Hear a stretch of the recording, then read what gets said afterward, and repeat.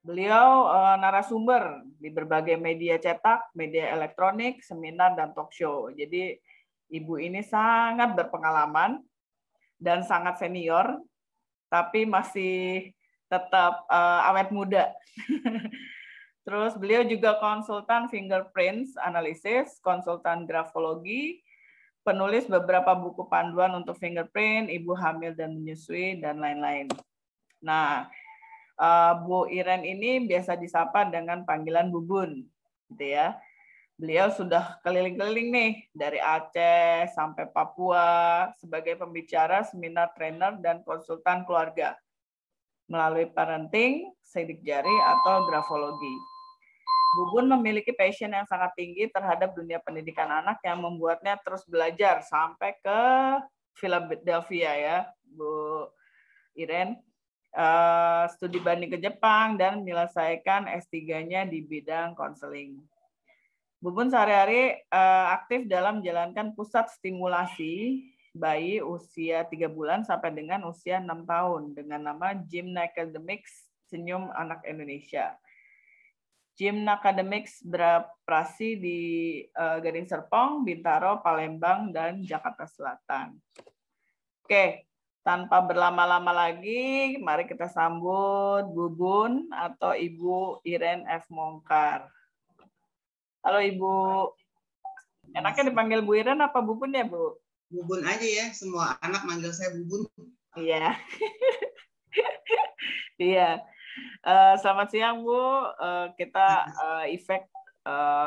mendapat kehormatan sekali nih dengan datangnya Ibu untuk memberikan sharing ke kita hari ini, The Road of Responsibility ya, Bun. Iya. Thank you juga Bu Olivia, saya kaget diundang ini, efek tuh apa ya gitu. Oh oke. Dan saya merasa, masa saya ngomongin tentang anak di sini gitu ya. Iya. Dengan dirayu-rayu sama Betty, akhirnya oke. Saya sih diminta apa aja, oke lah sepanjang bisa.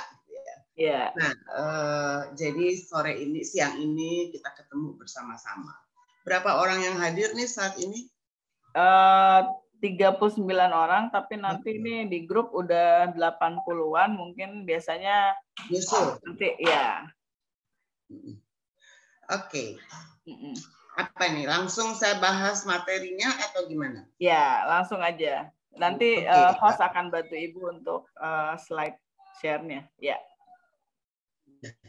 Nah,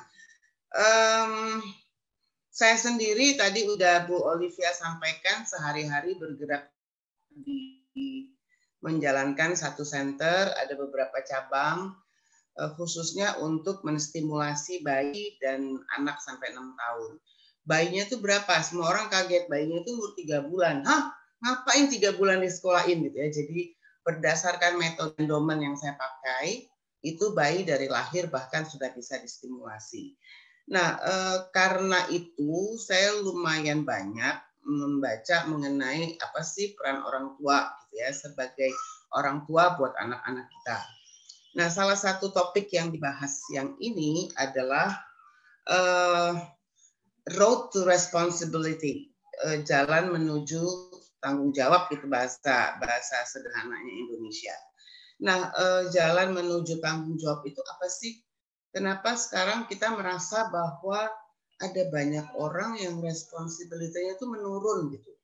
Menurun dalam arti cuek, enggak mikirin lingkungan, dampak dan sebagainya. Itu yang saya rasa perlu kita mulai lagi setiap orang tua untuk menata kembali. Sebetulnya next ya. Sebetulnya responsibility itu apa? Nah, yang pertama dapat diandalkan. Next, Mbak Hera. Ya, Mbak Hera, tolong next. Yang pertama dapat diandalkan. Udah ya? Udah. Oke. Dapat diandalkan maksudnya bertanggung jawab ya, namanya what is responsibility ya. Diandalkan gitu. Jadi enggak yang semaunya, boleh iya boleh enggak nyampe juga nggak apa-apa, nggak dikerjain juga nggak apa-apa, nggak gitu, bisa diandalkan. Kemudian dapat menjaga kata-kata dan kesepakatan. Ini yang saya sering di usia segini ya, saya udah mau 59, masih banyak loh teman-teman tuh yang ngomong hari ini apa, tiba-tiba dibatalin begitu aja, terus kok nggak mikirin gitu ya akibat pembatalannya, prosesnya nggak dipikirin. Itu yang saya rasa 60 gini tanggung jawabnya masih belum ada. Ngomong bisa berubah-berubah. Harusnya kita jangan begitu dong gitu ya. Udah gitu yang sedihnya adalah nggak merasa bersalah lagi. Cuek aja gitu. Iya pokoknya enggak. Loh, tadi ya kok tiba-tiba bilang enggak. Terus dapat memenuhi komitmen. Iya tuh. Komitmen itu apa ya? Yakin bahwa kita bisa memenuhi janji kita. Kita bisa memenuhi target kita. Kita bisa memenuhi perjuangan kita gitu. Itu komitmen. Komitmen itu sesuatu yang membuat kita punya, itu adalah salah satu pembangunan karakter ya. Kita mau punya komitmen, kita mau punya karakter, kalau bangun dari komitmennya aja susah tuh membangun karakter. Berikutnya dapat melakukan sesuatu sebaik mungkin. Nah ini juga tadi saya sudah singgung, mulai jarang ya kita tuh melakukan sebaik mungkin. Apalagi anak-anak milenial sekarang ini. Mereka sepanjang tugasnya selesai gitu aja. Udah bagus apa belum? Ya gitu deh.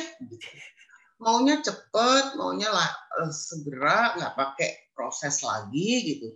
Udah aja pokoknya yang penting selesai. Tunggu, masih bisa dikoreksi nggak? Masih bisa dibagusin nggak? Nggak peduli, nggak, pokoknya ya udah selesai gitu. Jadi makin kesini makin berasa anak-anak itu nggak mau berproses yang benar untuk menghasilkan yang terbaik, tapi yang penting selesai. Nah, ke situ. Terus dalam komunitas dapat menjadi anggota keluarga, komunitas, masyarakat yang berkontribusi. Ini sih paling parah nih ya. Kalau kita lihat COVID aja nih, dengan situasi sekarang orang seenaknya, ngumpul seenaknya, itu kan berarti nggak bisa menjadi anggota masyarakat yang berkontribusi. Itu contohnya.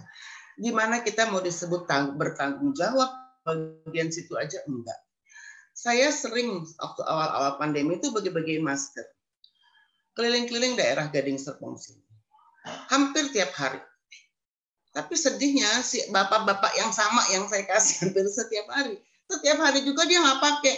Pak, bapak saya ingat loh mukanya kemarin bapak udah saya kasih. Mana dia maskernya ketinggalan Bu, gitu alasannya. Jadi kontribusi mereka untuk ikut menjaga negara kita ini baik, negara ini bagus nggak ada. Jadi menurut saya responsibel kita makin lama makin berkurang. Sekali lagi bertanggung jawab itu nggak bisa enggak, kita mesti katakan sebagai kunci sukses anak-anak kita baik di sekolah maupun nanti ketika mereka besar. Nggak ada tuh ya mau kerja dimanapun kalau kita nggak punya responsibility yang nggak lama lagi berhenti lah kira-kira gitu. Jadi jadi satu titik yang sangat penting kalau kita mau berhasil harus ada tanggung jawab terhadap ini tadi, poin-poin ini tadi. Itu yang menurut saya. Lalu next, kita juga ngomong nih, obedience itu patuh. Patuh sama tanggung jawab. Kalau saya bilang sih itu dua hal yang berbeda. Kita kalau patuh itu taat gitu ya, itu dimotivasi oleh faktor luar, ada takut, ada kewajiban tugas, nanti gimana itu kalau patuh, mengikuti perintah, jadi lebih pasif. Aturannya apa ya udah ikutin aja gitu, patuh. Kemudian ya udah ngalah gitu ya, udah deh gitu, nggak ini ngalahnya tuh ngalah dalam arti nggak mau berjuang gitu ya. Udah gue patuh aja nurut. Kemudian orientasi untuk menghindari hukuman. Patuhilah lalu lintas, itu sebetulnya untuk menghindari hukuman dari polisi. Jadi kita patuh. Kemudian mengalami kesulitan memahami dan mengungkapkan kebutuhan pribadi. Jadi gimana ya, kalau kita nurut aja ya nurut aja, sesuai nggak sama pribadi. Nggak ada, nggak penting, yang penting saya nurut dan saya nggak kena hukuman. Kemudian kesulitan memprediksi hasil. Jadi kalau kita patuh, namanya juga patuh, standarnya standar orang yang ngasih tugas gitu ya, bukan standarnya kita. Mau mencapai yang terbaik nanti gimana. Jadi ya udah saya ngikut aja, sehingga standar pencapaian itu kemungkinan besar tidak optimal, tidak seperti apa yang seharusnya mereka bisa lakukan. Kemudian orientasi lakukan seperti yang diperintahkan, atau jadi gini, udah saya jangan sampai ketahuan deh. Ada gitu tuh, khususnya di anak-anak. Kalau si orang tua ngapain ngasih perintah, kan nggak lucu kalau tujuannya lah jangan sampai ketahuan gitu. Iya. Jadi sebenarnya dia mau nggak lakukan, kayaknya nggak mau gitu ya. Sehingga daripada ketahuan nanti ngomelnya panjang, apalagi mama kalau udah ngomel bisa yang dulu diulang-ulang gitu, diminta lagi. Aduh udah deh, enggak deh, gue pusing deh kalau dengar mama ngomel. Jadi mendingan taat aja, udah patuh, udah gitu. Jadi ada ke situnya. Nah kalau responsibility itu kebalikannya ya, tanggung jawab tadi ya, dimotivasi oleh faktor internal. Emang kita mau memberi yang terbaik, emang kita mau mencapai hasil yang optimal gitu. Terus kita punya boleh membuat pilihan, jadi nggak ditekan harus mencapai, tapi kita punya fleksibilitas dalam membuat pilihan. Kemudian punya inisiatif, bisa proaktif, bisa memberikan usulan, bisa memberikan hal-hal yang berbeda, yang kemungkinan besar itu malah baik, jauh lebih baik daripada kaku gitu ya. Berpikir dan berpikir dan menurut, jadi artinya gini, dengerin orang itu kan sekarang agak susah ya.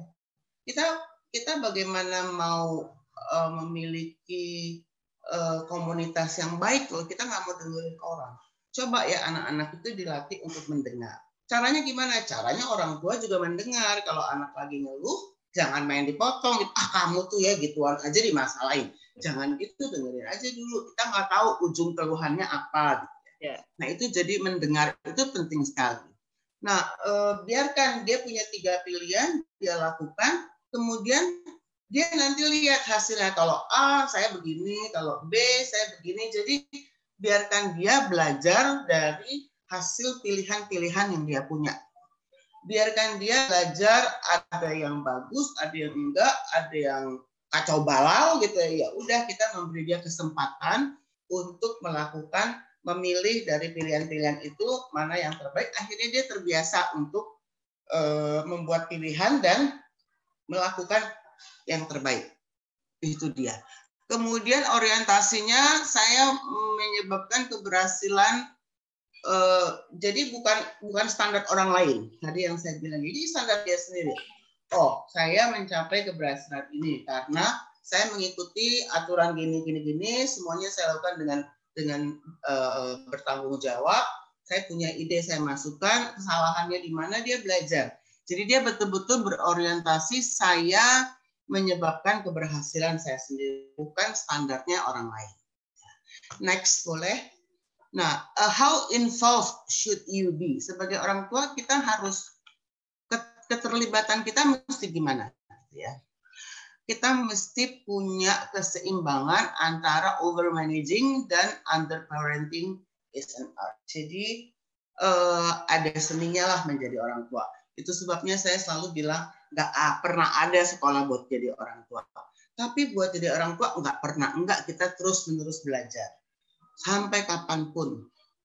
Buku-buku lama tuh seringkali malah bagus ya untuk dibaca ulang. Jadi kita nggak pernah boleh berhenti belajar. Tidak ingin anak kita gagal. Nah, ada banyak orang tua yang contoh gini, yang saya sering waktu masih belum COVID ya ketemu. Kalau udah ikut pertandingan, orang tuanya ikut campur. Aduh Tuhan, benar dia ikut campur, dia mau anaknya menang sampai kasihan gitu ya. Jadi karena dia nggak kepengen anaknya gagal, jadi dia involve atau terlibat terlalu banyak. Sehingga anak menjadi risih sendiri. Itu yang saya alami di center saya, yang model-model begitu. Jadi involvement-nya, keterlibatannya terlalu banyak. Anak-anak tidak belajar ngambil tanggung jawab. Anak saya kelas berapa ya? Kelas 3 SD. Pulang dari satu lomba mewarnai, ngamuk, nggak mau ikut lagi lomba. Aduh, saya bilang kenapa ikut lomba itu kan bagus juga, nggak mau. Karena yang juara itu udah setengah diwarnai. Hah, mau tahu? Aku lihat begitu buka gambarnya dia udah setengah. Gimana aku mau menang gitu? Oh, dia ngamuk sekali. Aduh, itu contoh kecil bagaimana orang tua memaksakan diri supaya anaknya bisa ikut lomba dan menang. Harusnya nggak gitu. Ya udah, anaknya bisa menang, alhamdulillah, puji Tuhan. Nggak bisa menang ya belajar, nanti kapan ikut lagi gitu. Ini enggak ya, ada orang tua yang mungkin sekarang masih ada juga yang kayak gitu ya. Di sisi lain, ada kalanya betul-betul anak membutuhkan support. Contoh super sederhana adalah mau lomba besok, dipastikan nih ya semua alatnya udah tersedia dengan baik. Dipastikan semua perlengkapan dia oke. Dipastikan nanti malam dia tidur dengan cukup supaya besok bisa bangun dengan segar. Dipastikan hal-hal kayak gitu, itu support yang diberikan orang tua. Bukan ikut campur ketika tugas itu diberikan. Sama PR juga gitu. Saya sampai bingung. Ada anak dilesin mata pelajaran sekolah supaya guru lesnya bisa ngerjain PR-nya. Loh, saya bilang, mana sih? Aduh, jadi anak itu ngerjain PR tuh pakai guru les. Loh, macam ya Bu ya. Kenapa? Macam-macam. Iya, ada aja. Saya bilang gimana anaknya bisa bertanggung jawab. Yeah. Kita boleh terlibat, tapi kita jangan mengambil alih. Kira-kira gitu. Kita next ya. Dual role of parents. Ada nurture, ada structure. Kita akan bahas satu persatu. Next. Nah, kalau bicara soal nurture, itu adalah pengasuhan ya bagi anak-anak. Gimana kita mampu membuat anak merasa nyaman. Nyaman dengan dirinya sendiri. Nyaman dengan kemampuannya, nyaman dengan kelebihannya, nyaman juga dengan kekurangannya gitu. Kita boleh menambahkan, melatih supaya yang kekurangan itu menjadi cukup, tapi kita nggak boleh memaksa. Ya, saya di sini punya anak-anak yang berkebutuhan khusus. Ya, dari yang cerebral palsy, dari yang autis, dari yang macam-macam. ADD, ADHD dan sebagainya. Kita berusaha keras supaya dia keluar dengan potensi yang dia miliki. Karena seberapapun kondisi anak, dia punya potensi. Itu pasti. Jadi bagaimana kita membantu, mengencourage, memberikan mengencourage itu membantu dia untuk berani gitu ya, mengeluarkan potensi-potensinya. Contoh, ada satu anak yang berkebutuhan khusus. Kalau saya ikut makan siang sama dia senang, ketawa gitu ya. Terus satu hari saya bilang gini, Jesslyn, I love you. Wah, dia heboh. Terus dia ikut juga dengan bilang, I love you. Dia ketawa-tawa. Aduh, hati saya meleleh gitu. Meleleh dengar dia bisa mengungkapkan, mengekspresikan gitu perasaannya. Nah, ini hal yang dibutuhkan. Kita berani mengorek-ngorek kira-kira apa sih yang bikin dia happy, yang bikin dia senang. Dia nyaman dengan dirinya, merasa disenangi dan layak dirawat. Anak-anak kecil itu apapun kondisinya, dia merasa dia senang loh kalau dia tuh disayang. Saya cuma kasih pelukan, terus tepuk-tepuk belakangnya, usap-usap gitu, dia udah berasa pelukannya makin kenceng, berarti kan dia senang gitu ya. Terus dan layak dirawat. Jadi kondisinya apapun, misalnya mendadak dia pengen pipis, itu kita harus berusaha standby membantu sampai dia bisa melakukannya sendiri. Kemudian merasa didengarkan yang tadi saya sudah bahas. Belajar bahwa ide, perasaan, dan kebutuhan mereka adalah penting dan mereka dipahami. Menurut saya kita sebagai orang tua perlu belajar bagian sini. Belajar mendengar. Belajar, kalau saya belajar dari Glenn Doman, kata sederhananya adalah respect. Respect to your kids. Jadi kalau respect itu apa? Kalau bayi, ini contoh kecil aja ya, lagi disusui kasih ASI. Orang tuanya tuh harus melihat ke anak sambil nyusuin, sambil ngomong, kamu minum ya biar sehat. Mama seneng loh ngasih ASI ke kamu. Jangan sambil ngasih handphone main HP. Itu kan kita nggak respect walaupun dia seorang bayi gitu. Nah itu contoh kecil. Jadi bagaimana kita respect terhadap anak-anak kita. Kemudian percaya ya. Yang tadi. Jadi kalau kita terus-menerus ambil alih, maka tanda-tandanya bahwa kita nggak percaya sama dia.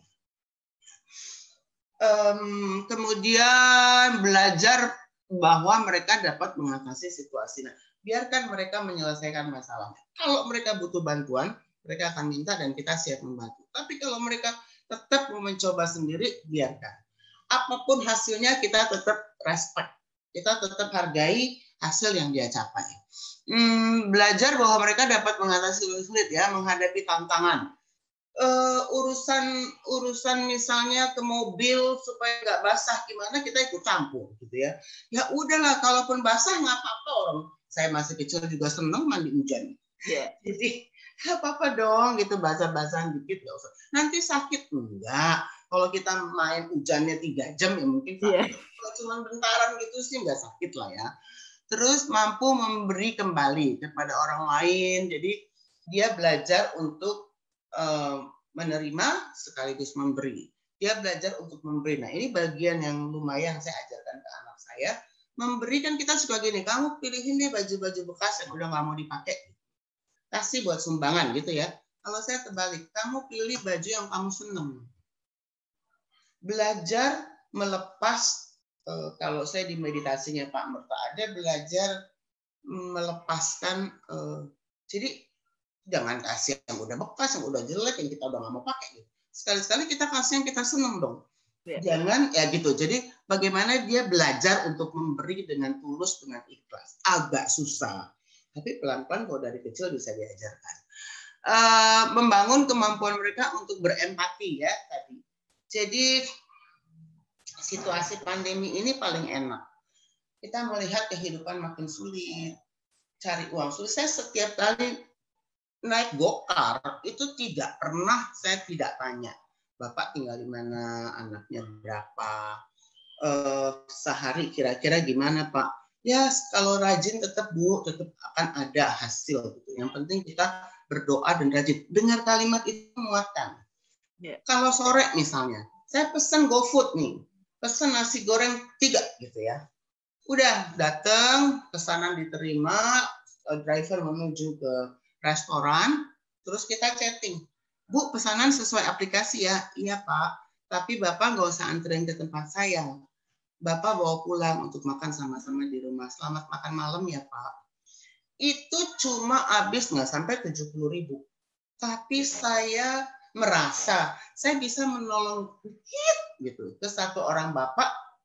Jawabannya tuh aneh-aneh. Pernah satu itu ya Bu, alhamdulillah, terima kasih. Saya belum makan dari siang ini, saya bawa pulang langsung ke rumah ya Bu. Dengar kayak gitu, coba apa kita nggak terenyuh gitu ya. Jadi hal-hal kecil kita coba berempati, itu kita bisa ajarkan. Jadi materi ini bukan buat anak kecil aja, kita bisa pakai buat sampai remaja, kita bisa pakai untuk atasan kepada bawahan dan seterusnya. Kita next. Nah, sekarang kita ngomong structure, tadi kita ngomong nurture. Manfaat, peran, atau struktur aturan bagi anak. Ini juga penting. Jadi aturan itu tetap ada, jangan diabaikan. Anak biar merasa aman dengan adanya aturan yang diberlakukan ketika mereka tidak dapat mengendalikan emosinya dia ya. Kita bilang ini kamu udah lepas kendali. Jadi mama harus bereskan jangan sampai kamu over gitu ya. Nah, kemudian belajar untuk mentolerir rasa frustrasi dan kekecewaan. Saya sering, misalnya anak udah kesal, dia marah, terus saya cuma peluk dia. Oke, peluk, nggak usah ngomong banyak, diam aja. I understand what you feel gitu. Jadi dia kadang perlu tempat untuk tumpah. Nggak usah.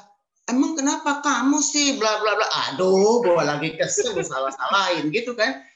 Nafsu aja nih emak model begini gitu. Jadi jangan, kita diam aja dengerin, kasih dia tempat untuk dia ngadu, kasih dia tempat, kasih dada kita untuk dia melepaskan tanggung jawabnya. Jadi rasa frustrasi, rasa kecewa membuat mereka jadi betul-betul mereka merasa ada tempatnya tadi. Kemudian yang ketiga, menemukan bahwa dunia tidak berputar sepenuhnya di sekitar mereka. Dia belajar menemukan bahwa banyak hal di dunia ini tidak terjadi menurut maunya dia, menurut maunya kita. Kita punya rencana dan sebagainya, itu sebabnya banyak orang bilang kita punya rencana, Tuhan yang menentukan. Nah, kita mesti belajar membuat rencana sebaik mungkin, mempersiapkan rencana itu dijalankan sebaik mungkin. At the end of the day, kita mesti percaya bahwa ada kekuasaan yang lebih besar yang membuat kita merasa harus ikut kekuasaan tersebut. Akibatnya mereka menjadi kurang egosentris ya. Mempelajari perilaku yang bertanggung jawab dan bahwa mereka mampu melakukan sesuatu. Jadi kalau kita balik ke poin atas tadi, yaitu jadi bagaimana kita bisa membuat anak-anak kita bertanggung jawab. Lagi diulang ya, belajar atas kesalahan. Ingat, mendingan salah tapi melakukan dibandingkan nggak pernah salah-salah karena nggak melakukan, gitu kan? Aduh, kasih dia pengalaman. Salah ya so what gitu. Toh dari kesalahan itu kita kasih tahu kenapa-kenapanya atau kita minta dia evaluasi. Menurut kamu kesalahan ini karena apa? Iya, tadi tuh begini. Oke, jadi kamu udah tahu nih ya, nanti next time kalau kamu lakukan yang bagian itunya diperbaiki. Udah, ya kalau kita ngambil cerita kuno kan, siapa yang menemukan bola 1000 kali, bohlam 1000 kali, gitu ya. Nah itu dia nggak bilang dia gagal kok menemukan. Setiap kali gagal dia bilang saya menemukan cara yang tidak tepat dalam membuat lampu. Itu kan kalimat yang cantik banget.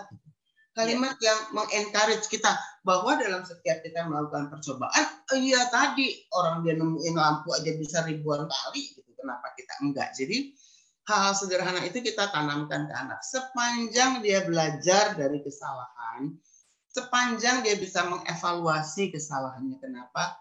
Let's go, gitu. Jangan dihentikan, jangan diapa-apain. Dapat menganalisa aturan dan nilai dalam keluarga. Jadi dia bisa kita buka kesempatan dia diskusi. Kalau misalnya belajar aturannya adalah makan malam jam 6, jam 7 sampai jam 8:30 belajar lagi. Itu aturannya. Terus dia bisa bilang, "Ma, kali ini aku mau makan malamnya ditukar. Karena tugasku ini pengen selesai dulu. Jadi 7:30 udah selesai. Lalu kita makan malam." Kita jangan, nggak bisa, udah aturannya begitu. Jangan, kita tanya dulu kenapa alasannya gitu. Ya karena saya tuh pengen beres semua. Itu satu hal yang bagus. Kita harus bisa fleksibel dalam menerapkan aturan-aturan. Fleksibel bukan berarti kita mencela-mencela, bukan. Tapi kita lihat situasi bagaimana kita bisa membuat aturan itu menjadi nyaman buat dia. Ya. Kemudian slide berikutnya. Nurture balance. Nah ini kalau terlalu banyak gimana? Kalau terlalu dikit gimana? Jadi ya tadi seni jadi orang tua gitu ya. Terlalu banyak akibatnya kita menjadi terlalu protektif. Mengganggu, tidak mempelajari kecakapan hidup, egosentris. Jadi jangan terlalu banyak. Dipas-pasin gitu ya. Gimana caranya ngepas-pasinnya susah? Ya kita belajar juga. sama seperti anak belajar, kita juga belajar. Lalu kalau nurture balance-nya terlalu sedikit gimana? Jauh secara emosional, tidak cukup terlihat, anak-anak tidak merasa dicintai, kayak dicuekin gitu ya. Anak-anak tidak mengembangkan rasa percaya. Nah, saya ketemu satu orang tua yang overprotective-nya luar biasa. Begitu anaknya keserimpet jatuh di tangga, orang tuanya jerit-jeritan, panik. Saya bilang jatuh itu kan hal yang wajar. Sepanjang tidak membahayakan, ya nggak apa-apa lah, kita cuma bilang oke, sorry, kamu jatuh tadi nggak ngeliat dan seterusnya. Itu sering overprotective. Panik gitu, orang tuanya panik itu, apalagi anak pertama laki-laki gitu ya, jadi kayaknya nggak tahu saya didikannya gimana, tapi benar-benar overprotective, sangat ya gitu, terlalu melindungi sampai anaknya sendiri mungkin nggak nyaman. Itu sampai sekarang loh, udah 9 atau 10 tahun masih begitu. Jadi anaknya cuek sama orang, bawaannya maunya ngamuk, kalau nggak dapat apa yang dia inginkan, waduh, bisa heboh, bisa jerit-jerit. Apa yang dia inginkan selalu bisa dicapai. Agak serem. Nah, itu yang saya lihat dari hubungan di sini dengan orang tua murid, akibatnya apa? Next, struktur balance. Kalau kita tadi bicara nurture, sekarang kita bicara struktur. Kalau terlalu banyak, mengontrolnya terlalu kenceng, jadi kaku. Anak-anak berontak atau menjadi pasif, cuek gitu ya, terserah aja deh si mama mau bikin apa. Anak-anak nggak berpikir sendiri karena semua dia udah terima jadi gitu. Jadi ya anak-anak tidak belajar, tadi tidak bisa mengontrol dirinya, terlalu kaku juga tidak fleksibel. Anak bisa menolak, memberontak gitu ya, atau jadi cuek, nggak bisa berpikir sendiri. Kalau si struktur balance-nya terlalu dikit, maka nggak jelas buat dia mau ngapain, dia mau cita-citanya apa, dia mau targetnya gimana, itu nggak jelas. Aturannya tidak konsisten, itu bingung, tergantung mood ibu atau tergantung mood bapak. Kalau lagi oke, ya aturannya bisa sesuai sama maunya anak. Tapi kalau mak bapaknya lagi pulang capek dan sebagainya, wah kencengnya luar biasa. Nah, itu yang membuat anak nggak ngerti nih sebenarnya gimana gitu. Aturannya nggak konsisten. Juga anak-anak nggak merasa aman akibat ketidakkonsistenan itu. Anak-anak menjadi tidak bertanggung jawab, kan tergantung moodnya mama gitu ya. Jadi kalau saya nggak mau, ya udah gitu, nggak apa-apa. Jadi apa ya, saya paling senang bilang, saya ketemu anak-anak yang cuek, anak-anak yang masa bodoh gitu. Karena center saya itu dari tahun 2011, jadi sekarang sudah 10 tahun. Anak-anak yang dulu 2 tahun, sekarang 12 tahun. Ya. Jadi udah hampir masuk SMP. Bisa ngelihat perkembangannya. Yang terlalu tadi ya, yang negatif-negatif orang tua lakukan, sekarang kita bisa lihat akibatnya. Itu sedih. Saya cuma khawatir ini berdampak panjang. Kalau terus-menerus sampai dewasa dia begitu, itu kasihan. Dia boleh kaya, dia boleh tajir, tapi belum tentu terus-menerus kaya dan tajir gitu. Dia boleh dapetin semua yang dia inginkan sekarang, tapi belum tentu gitu. Bagaimana bisa menghargai sopirnya? Bagaimana bisa menghargai babysitternya? Bagaimana bisa menghargai pembantunya? Kalau orang tua sendiri ngamuk-ngamuk nggak karuan gitu kepada orang-orang yang membantu di rumah. Nah, ada kesedihan sih ya. Aduh gimana ya?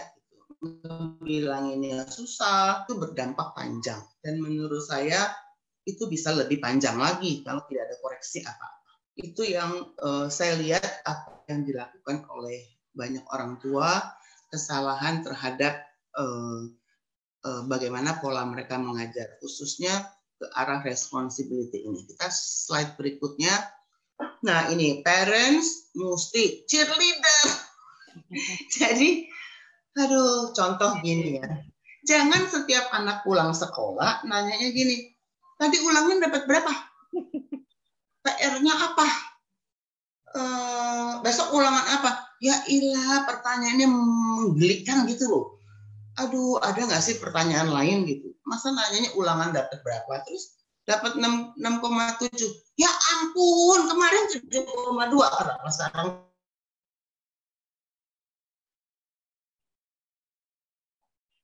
Ya. Yang saya anti. Jadi dari anak saya kecil nanya ulangan R-nya apa, kita percaya bahwa dia akan bertanggung jawab terhadap tugas-tugas. Itu saya terapkan ke anak saya dan alhamdulillah puji Tuhan anak saya bisa berkembang dengan cukup baik ya. Jadi saya menjadi tempat dia untuk hura-hura. Orang di sekolahnya dia mau ulangan nih minggu depan, minggu ulangan, itu seminggu sebelumnya nggak boleh belajar. Nonton film lah, rame-rame ke bioskop, kesana kemari seru-seruan gitu. Jadi udah nggak belajar lagi ketika seminggu sebelum ulangan. Karena menurut sekolahnya belajarnya itu sebelumnya, bukan seminggu sebelumnya gitu. Jadi saya menyenangi sekali model kayak gitu ya. Jadi kita rame-rame makan di mana, seru-seruan. Gitu. Saya berusaha menjadi cheerleader. Dalam keadaan dia sedih, putus nih sama pacarnya. So, kita mesti ngapain? Kan Bun udah bilang jangan pilih yang itu gini. Ngapain saya ngomong begitu? Ya udah, putus kita cari lagi, saya begitu ya. Kemarin kan dapat bule, sekarang Indonesia. Ya kita carilah yang Cina kayak yang apa kayak, pokoknya saya bercandaan sama dia sampai dia melupakan kesedihannya. Kemudian jadi teman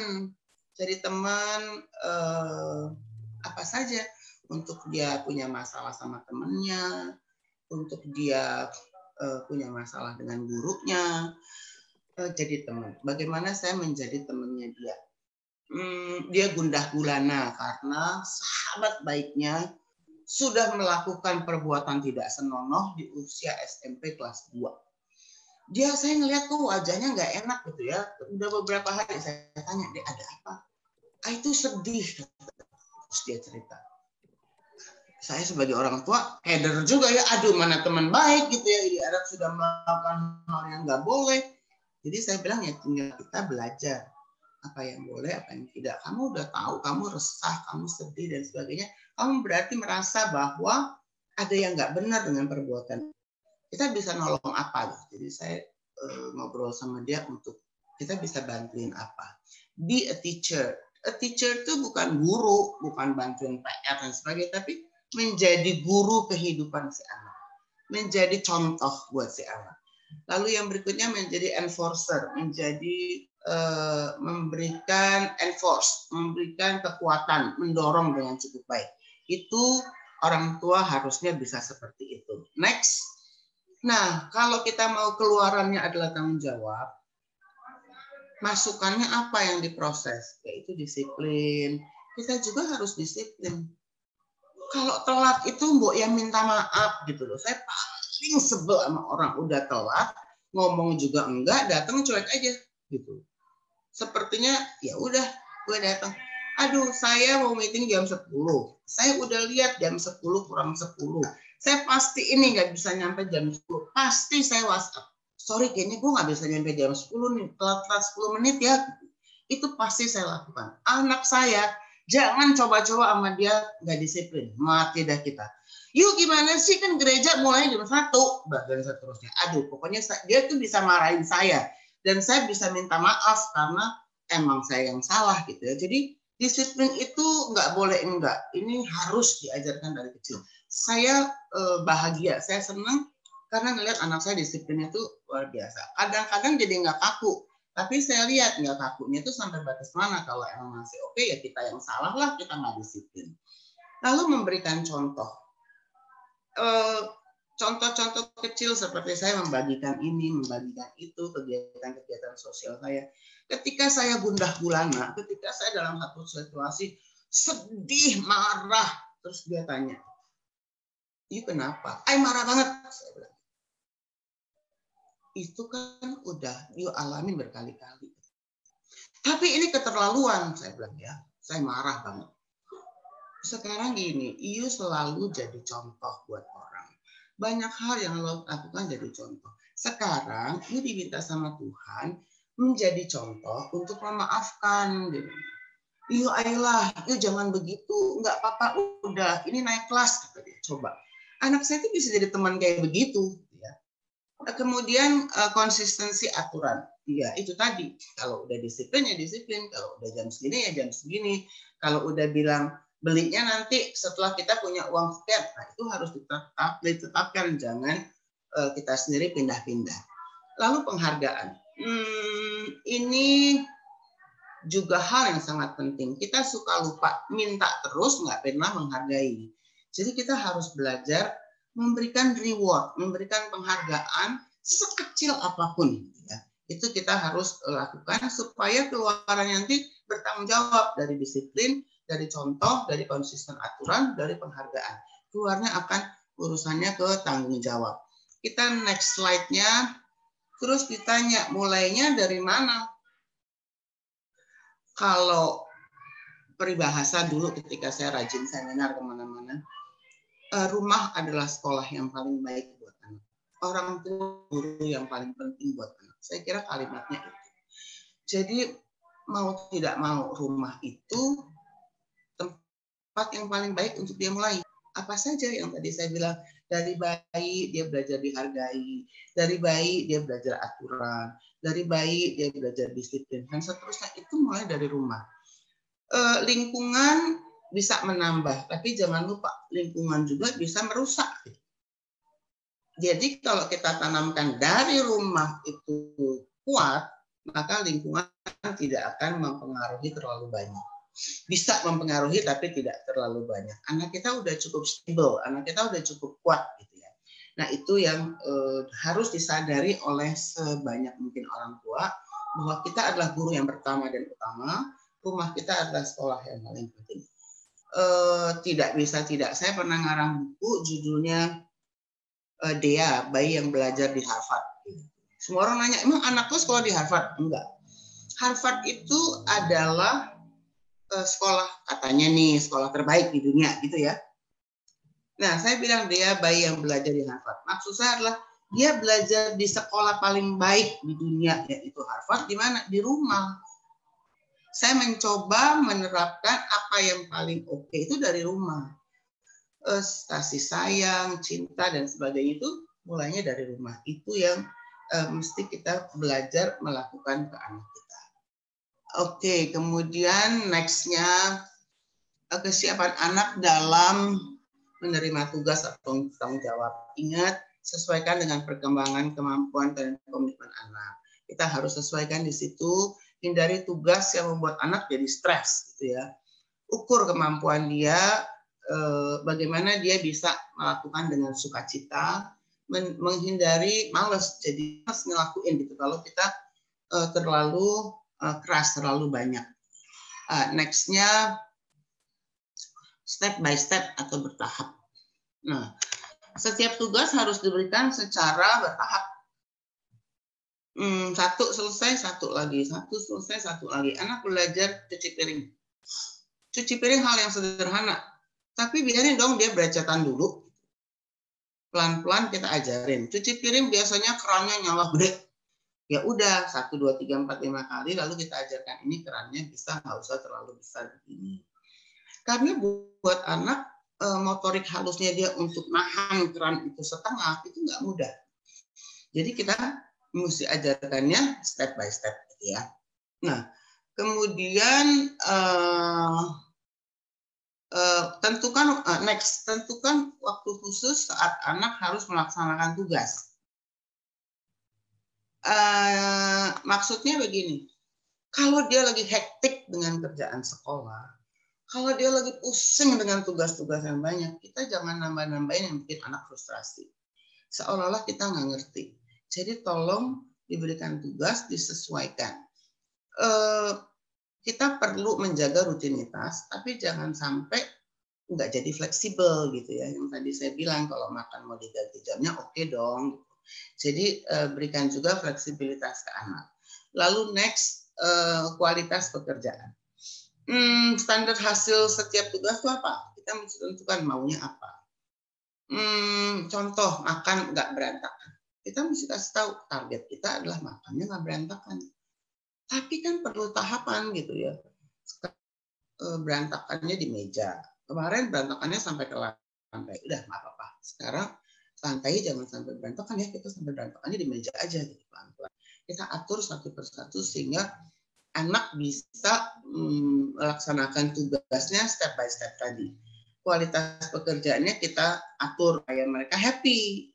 Udah bisa segini seneng, bisa lagi segitu lebih seneng lagi, tambah lama tambah dia berasa, oh aku udah gede. Yang lucu misalnya, anak tuh saya nggak suka mereka pakai pampers. Itu bisa begini, kalau kamu nakal, kamu nanti pakai pampers ya? Enggak, kata dia. Hah, kok enggak? Kenapa? Aku kan udah gede. Jadi dia ditanamkan kalau pakai pampers itu masih bayi. Dan anak-anak selalu pengennya udah gede, gitu kan? Itu saya lucu banget. Jadi, hah, nggak mau. No, nggak mau pakai pampers. Jadi lucu. Pakai pampers itu menjadi sebuah hukuman. Orang tua tuh melepaskan pampers buat anaknya susah. Di sini enggak gitu ya. Jadi mereka tahu kalau udah gede nggak mau pakai pampers. Jadi dorongan untuk mencapai hasil yang lebih baik terus-menerus itu kita lakukan. Kemudian nextnya hindari stereotip gender. Jangan pernah bilang, oh nyapu itu kerjaan anak perempuan. Oh, nyuci motor itu kerjaan anak laki. Enggak. Kalau saya cuci piring lelaki boleh, nyapu lelaki boleh gitu ya. Kenapa mesti ini perempuan itu lelaki gitu? Menurut saya enggak. Jadi kita berusaha tugas itu bisa dikerjakan bersama-sama. Kalau mami lagi sakit ya dedi lah, papi lah yang ngurusin masak, yang beli makanannya, yang menatanya. Kan harus ada kerjasama di situ. Perkenalkan berbagai tugas dalam rumah tangga itu tadi ya. Jadi jangan sampai anak laki nggak boleh A, anak perempuan nggak boleh B. Enggak. Kita kerjakan sama-sama supaya semuanya bisa bekerja sama dengan baik dikala itu dibutuhkan. Kemudian nextnya penghargaan atau insentif. Buat anak-anak yang udah ngerti uang, saya dari anak saya kelas 3 atau kelas 4, saya kasih insentifnya uang yang dia tabung. Jadi dia tahu bahwa kalau dia mau beli sesuatu, ya tabungannya. Tabungannya dapat dari mana? Dari insentif atas pekerjaan yang dia lakukan. Jadi dia tahu bahwa mendapatkan sesuatu harus kerja. Saya ngerasa jeleknya nih. Ya Allah, anak saya itu lumayan pelit. Dia jagain uangnya. Aduh, dia beliin ini dong. Iya pakai uang ini lah. Masa pakai uang itu? Kita bisa berdebat urusan saya minta jajanin dia sesuatu gitu. Dia tuh sangat peduli sama uangnya sisa berapa, dia harus apa dan seterusnya. Dia mau beli iPhone yang sekarang nih, iPhone berapa tuh ya? 12. Ya, 25 juta kata dia. Ya udah, kumpulin aja sampai nanti ulang tahun gitu. Kalau kurang tambahin. Dia berusaha keras gitu, berusaha keras untuk beli iPhone 12 tadi gitu ya. Tapi dia tahu bahwa dia harus nunggu. Nggak semua dapat instan, nggak semua dapat anytime dia mau dia dapat, enggak. Itu mesti diatur seperti itu. Oke, nextnya terakhir ya.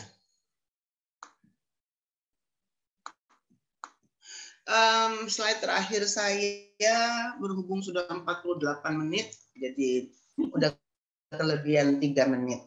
It is not what you do for your children. Bukan apa yang kita lakukan buat anak-anak kita. But what you have taught them to do for themselves. Tapi yang kita ajarin, apa yang mereka harus lakukan sendiri. That will make them human being. Akan membuat mereka menjadi manusia yang berhasil. Jadi bukan kita lakukan buat mereka, tapi kita ajarin mereka mesti melakukan apa. Banyak hal yang kita harus jadi PR, tetapi the art of parenting, jadi menjadi orang tua adalah seni. Sepanjang kita mau terus belajar, kita mau terus diskusi, sangat dianjurkan karena tidak pernah ada kita yang sempurna. Tetapi kita bisa belajar lebih baik setiap hari. Terima kasih, selamat sore. Terima kasih Bu Bun, Bu Iren. Ini udah ada beberapa pertanyaan, tadi baru 5 menit ngomong aja udah langsung ada pertanyaan nih Bun. Jadi ini mungkin awal-awal ya tadi ya. Nah saya belum jelas nih, Bu Raska Yuni atau Pak Raska Yuni gitu ya. Kalau belum mencoba selesaikan masalah, udah asking for help gimana tuh Bun? Ya, itu biasanya anak-anak yang mau gampangnya. Jadi belum ada usaha karena dia tahu dia dengan crying for help dia udah dapat pertolongan gitu. Nah, kita bantuin dia. Contoh helpnya apa? Dia butuh bantuannya apa? Kita kerjain sama-sama. Jadi jangan langsung kita yang kerjain, tapi kerjainnya sama-sama. Jadi nggak langsung kita yang ambil alih, tapi kita bantuin. Oke, kamu nggak bisanya di mana? Yuk kerjain bareng gitu ya. Yuk kita kerjain sama-sama. Nanti mama bantuin. Gitu. Jadi jangan biarkan kita menyelesaikan sendiri. Oke. Nah, terus yang kedua, apa tolak ukur structure balance yang kita terapkan pada anak sudah seimbang, tidak terlalu banyak dan tidak terlalu sedikit? Ini pertanyaan dari Bu Supriyati. Oke, tadi kita bicara mengenai structure balance ya. Structure balance itu kan kalau kelebihan jelek, kedikitan juga jelek. Kalau kelebihan terlalu ngontrol dan kaku, anak-anak bisa berontak, bisa jadi anak yang pasif, terus anak-anak nggak mau pikir sendiri gitu ya, karena udah diselesaikan sama orang tuanya. Terlalu dikit, harapannya jadi nggak jelas, aturannya nggak konsisten, anak-anak nggak merasa aman, terus tidak merasa tanggung jawab. Dari penjelasan ini, ibu atau bapak boleh coba-coba. Kalau kira-kira ini menjadi kaku, membuat dia tidak fleksibel, dan itu kita bisa kurangin, karena itu berarti terlalu banyak. Kalau anak-anak udah ngamuk, udah kesel, itu juga terlalu banyak. Kita diskusi sama dia. Kalau kayak gini, aku nggak suka, mama tuh ngomongnya begini, aturannya begini. Nah, itu biasanya kalau saya lebih sering ngobrol. Supaya dia bisa mencurahkan apa yang dia butuhkan. Juga jangan terlalu dikit, nanti kita dianggapnya cuek. Gitu ya. Jadi kita trial, kita bicara sama anak, kita cek kebanyakan apa kedikitan. Kira-kira gitu, Bu. Oke. Oh iya, saya baru inget nih, Bubun waktu kemarin mau ngasih hadiah ya, Bun. Jadi iya. Saya nanti saya lupa bawa bonekanya. Saya punya boneka yang namanya hand puppet sama finger puppet. Nanti saya cari, saya ada di gudang. Saya berikan kepada, ini pesertanya ada berapa ya Bu Olivia ya? Sekarang 65 kurang sekitar 50-an kali Ibu ya. Oke, yang nanya deh, saya kasih kepada semua yang nanya ya. Nanti saya kirim ke Ibu Olivia atau ke Mario atau ke siapa panitianya. Ya, oke. Jadi buat teman-teman Bapak Ibu yang nanya, nanti dapat hadiah dari Bubun ya. Hadiahnya seru tuh, hand puppet sama finger puppet. Dan itu nggak dijual, jadi nggak akan dapat di mana-mana. Ya, collectibles items ya Bu. Ya, collectible items. Oke. Nah, Bu Supriyati udah cukup jelas ya Bu Supriyati. Kalau belum nanti tolong di-chat lagi apa yang kurang jelas. Sama Bu Raska juga kalau misalnya tadi belum jelas. Sudah cukup jelas, Bu. Oh, udah cukup jelas. Oke, terima kasih. Terima kasih, Bubun. Sama-sama, sayang. Oke, terus selanjutnya bagaimana orang tua secara paralel berbenah diri sambil mendidik dan mengasuh anak secara bijak. Ini dari Ibu Permata Kusuma Dewi. Oke, Ibu Permata. Seperti yang tadi saya bilang ya, karena kita nggak pernah berhenti belajar, ya itu tadi. Jadi belajar jadi bijak, belajar balance, itu dilakukan bersama-sama. Biasanya kalau saya setiap malam, misalnya tadi saya emosi gitu sama dia. Malam tuh saya diem, saya merenung hari ini saya melakukan apa ya yang tidak pas. Jadi benar-benar saya bisa introspeksi diri gitu kira-kira. Lalu yang nggak benar di mana, yang benar di mana, yang udah bagus di mana, yang kurang bagus di mana. Itu saya introspeksi diri. Jadi tiap malam sampai sekarang itu apapun yang saya kerjakan sepanjang hari ini, anak saya udah nggak sama saya, kita hidup sendiri-sendiri. Tapi dalam pekerjaan, dalam berlingkungan, dalam apapun juga, saya malam pasti introspeksi diri. Saya minta ampun kalau saya telah menyakiti. Saya minta ampun, oh ternyata saya salah, emosional dan sebagainya. Jadi dalam proses ketika anak saya masih sama saya, itu pun saya lakukan. Kadang malam saya bisa peluk dia dan say sorry. Dan lucunya, ini anak saya bandel, rupanya dia belum tidur. Pagi-pagi dia bilang, "You kenapa semalam?" "Hah? Kenapa?" Saya bilang, "You kok nangis minta maaf?" "Oh, aduh," saya bilang, "kurang ajar kamu ya, ternyata kamu belum tidur." Terus dia ketawa-tawa. "Apa lah," kata dia. "Ya nggak apa-apa gitu, saya minta maaf lah kemarin ngamuk-ngamuk uncontrollable gitu ya." Terus dia peluk saya, "Papa kok," dia bilang gitu. Udah tahu lah nih kalau emosi begitu kata dia. Jadi, nah itu saya lakukan hampir setiap malam. Saya belajar introspeksi diri karena butuh orang sekampung untuk mendidik anak satu orang aja gitu ya. Jadi kita perlu belajar sama-sama bagaimana mengurus anak kita. Ya. Itu ya Ibu Dewi. Ya, dan sampai sekarang mungkin kita selalu introspeksi terus ya, Bun ya. Nah, ini ada pertanyaan yang nyambung nih.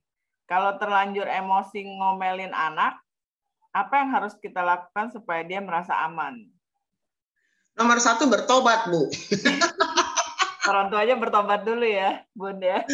Bertobat. Jadi gini, marah itu seringkali tidak menyelesaikan masalah. Ya. Kalau udah emosi, yang saya bilang tadi, saya juga bisa ngamuk gitu ya. Tapi kita ingat lagi bahwa nggak menyelesaikan masalah, sementara kita maunya menyelesaikan masalah gitu kan. Ya. Jadi sekali, 2 kali, 10 kali, kita maklumin lah diri kita. Tapi jangan lupa 11, 12, 13, dan seterusnya. Kita mesti minimal kualitas marahnya dikurangin gitu. Karena kita kan perlu belajar. Jadi kalau yang tadi ngamuk sampai banting barang, ya sekarang enggak, ditahan gitu. Kalau jerit sampai tetangga 3 rumah kedengeran, sekarang ya serumah aja lah. Gitu.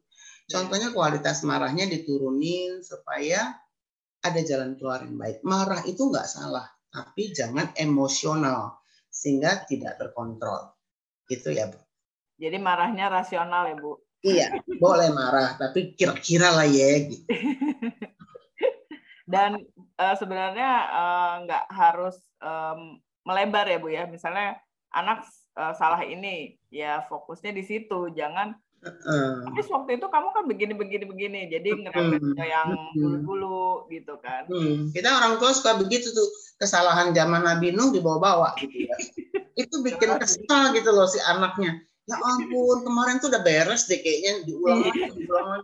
Nah itu kelemahan kita sebagai orang tua, suka ngungkit-ngungkit. Ya, oke. Jadi pertama mesti bertobat dulu ya, Bu ya. Bertobat. Terus ada lagi nih dari Bu Joeng Shirley. Bagaimana cara memberitahukan time management kepada anak-anak? Tadi kan Bu Bun kan kasih contoh misalnya makan jam segini, belajar jam segini, ini jam segini. Itu gimana memberitahunya? Time management itu sebaiknya duduk bareng. Jadi bapak, ibu, kakak, anak, sama adiknya tuh duduk sama-sama. Contoh, nonton TV. Kita nggak mau setiap anak punya TV sendiri, nonton sendiri-sendiri. Jadi ada kesepakatan, kita mau nonton TV hari apa, jam berapa sampai jam berapa, acaranya apa. Itu harus bersama-sama.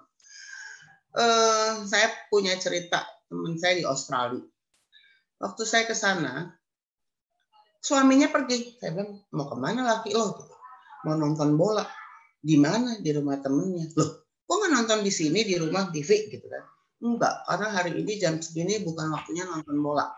Jadi dia komit untuk pergi nonton TV yang di luar jam nonton TV di rumahnya. Itu contoh kecil. Jadi kita duduk bareng-bareng, kita tentukan bersama. Misalnya bangun, mulai dari pagi, bangun pagi jam berapa, itu kita atur sama-sama supaya kita nggak usah teriak-teriak. Itu orang tua ya, setiap pagi pasti teriak-teriak bangunin anak. Ya ampun, bangun deh, bangun. Kalau saya sih biarin aja dia telat. Loh, kan kita udah sepakat bangunnya jam 6 kurang 1/4. kamu bangunnya jam 6:04. Jadi kalau telat ya sudah. Kita mesti tentukan bersama-sama, Bapak, Ibu, semua anak ikutan bareng, duduk sama-sama, kita atur waktunya yang disepakati bersama. Jadi nanti kalau ada reward dan punishment itu semuanya tahu dan semua menghargai apa yang sudah disepakati bersama. Menurut saya itu. Oke. Terus mungkin juga dan kita sebagai orang tua nggak boleh bosen ya, Bun ya, karena kan justru anak ini sedang dalam periode pembentukan gitu kan. Nah, kalau bentuk itu kan ya kitanya mesti sabar gitu kan. Bersabar. Kalau kata Kak Seto rumusnya 5S. Apa tuh, Bun? Sabar, sabar, sabar, sabar, sabar. Nggak punya pilihan. Iya, karena kan namanya apa ya? Kalau saya bilang kalau dikasih tahu sekali ya memang belum tentu langsung kejadian kan. Dan emang kan biasa aja. Kita juga dulu mungkin bisa lihat pas kita masih kecil kan nggak sekali kita dikasih tahu terus langsung beres kan. Benar, gitu. Oke. Nih selanjutnya mudah-mudahan Bu Joeng Shirley dan Mbak Cindy Sulaiman sudah jelas ya. Kalau belum jelas nanti tinggal tanya lagi di chat room. Oke, terus ini ada pertanyaan selanjutnya dari Bu Ike Hamdan. Bagaimana menghadapi intervensi dari kakek nenek? Iya, ini salah satu hal yang kalau kita masih PMI, gitu ya, pondok mertua indah kita tinggal, atau mereka terpaksa ikut kita karena nggak ada anak yang lain. Ini konsekuensinya. Jadi ini banyak banget juga masalah yang di sini. Kita bilang enggak, mama kita bahkan ngumpet-ngumpet gitu ya, dia kasih apa yang nggak boleh dan seterusnya. Aduh, bikin emosi. Tapi mereka juga dasarnya adalah sayang, gitu, walaupun tidak sesuai sama yang kita mau. Kalau saya balik lagi, duduk bareng-bareng. Ini kita lakukan karena apa? Tapi kan kamu tuh keterlaluan, kamu tuh kekerasan gitu, maksudnya begini aja nggak boleh, nggak apa-apa lah, dan seterusnya. Si oma atau si opa akan komplain kayak gitu. Diomongin kalau misalnya itu orang tua ibu, ya suaminya ikutan, kalau orang tuanya suami, ibunya ikutan. Jadi mereka tahu bahwa ini adalah suami istri yang sepakat. Kita minta bantuan untuk mereka menerapkan ini karena ini adalah aturan jangka panjang. Mungkin perlu dijelaskan secara detail, mungkin perlu cariin film, contoh-contoh kayak gitu ya. Buat saya sih emang ini agak berat karena banyak orang tua yang lebih sayang cucu daripada anak gitu kan. Iya. Jadi mau nggak mau kita harus ngobrol bareng, ceritakan bareng tujuannya apa. Dan sampaikan bahwa kita nggak mau dibohongin. Jadi jangan orang tua tuh kan suka gitu nyelinap bohong gitu ya. Bilang enggak dan seterusnya. Jadi kita itu paling anti. Jadi nggak bisa bohong. Itu nomor satu yang harus diterapkan. Jadi kalau udah salah nggak apa-apa, tapi jangan bohong. Ya, berarti kuncinya komunikasi dulu ya. Balik lagi ke oma sama opanya gitu ya, Bu ya. Oke, terus ada selanjutnya dari Pak Hendy Carles. Akhirnya ada bapak-bapak nih, Bu. Bagaimana menghadapi jika pasangan kita sering memojokkan di depan anak, contohnya seperti tidak tanggung jawab dan sebagainya. Terima kasih. Kamu sih nggak tanggung jawab gitu ya. Gimana tuh, Bun? Disentil nih ya si bapaknya, ibunya kayak gitu. Untuk bisa mendidik anak, tadi kan saya bilang perlu orang sekampung. Nah kalau 2 orang aja udah nggak sekata, akan sulit. Jadi si ibu maupun si bapak harus betul-betul menyadari bahwa membesarkan anak itu perlu bahu-membahu, bukan tugas ibu atau tugas bapak atau tugas oma dan seterusnya. Itu benar-benar diomongin. Mungkin kalau suami istri ya cari waktu berdua lah untuk ngomong berdua, serius. Jadi bukan ngomongnya sambilan gitu ya, enggak.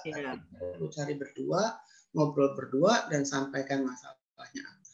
Enggak bisa tadi saya bilang sambil apa gitu kita ngomong, jangan begini dong, kan aku gini. Nah itu jangan. Jadi saya selalu anjurkan lu pilih waktu berdua.